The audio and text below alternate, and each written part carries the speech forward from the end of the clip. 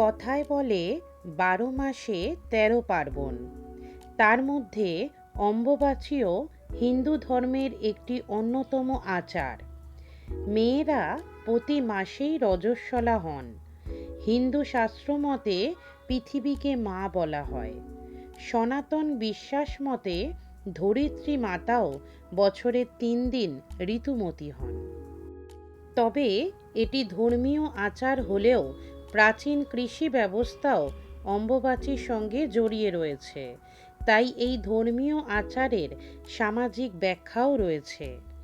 অনেকেই মনে করে ঠিক যেমন ঋতুকাল কাটার পরই সন্তান ধারণে সক্ষম হন নারীরা, তেমনি অম্বুবাচীর পরবর্তীকালও ফসল ফলানোর পক্ষে সবথেকে ভালো সময়। প্রতিটি আচার পালনের ক্ষেত্রে কিছু বিধিনিষেধ মেনে চলেন অনেকেই। সেদিক থেকে ব্যতিক্রম নয় অম্বুবাচীও। এই সময়ে বেশিরভাগ হিন্দু পরিবারেও কিছু নিয়ম মেনে চলা হয়। সংসারের কল্যাণের কথা মাথায় রেখে কিছু কাজ এই ৩ দিন করা হয় না, কিন্তু সেগুলো কি তা জেনে নেওয়া যাক।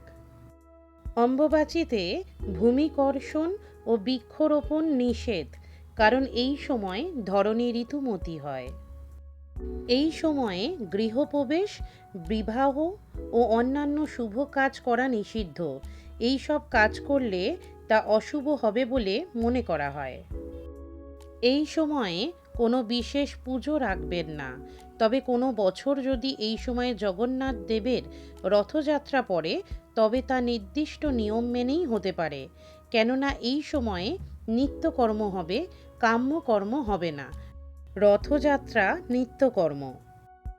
যারা আদিশক্তির বিভিন্ন রূপ যথা কালী, দুর্গা, জগদ্ধাত্রী, বিপত্তারিণী, শীতলা চণ্ডীর মূর্তি পুজো করেন, তারা মূর্তি বা পটচিত্র লাল কাপড়ে ঢেকে রাখবেন। পুজোর সময় কোনো মন্ত্র পাঠ করবেন না, কেবল ধূপ দীপ দেখিয়ে প্রণাম করলেই হবে। অম্বুবাচীতে ভুলেও মূর্তি বা পটচিত্র স্পর্শ করবেন না।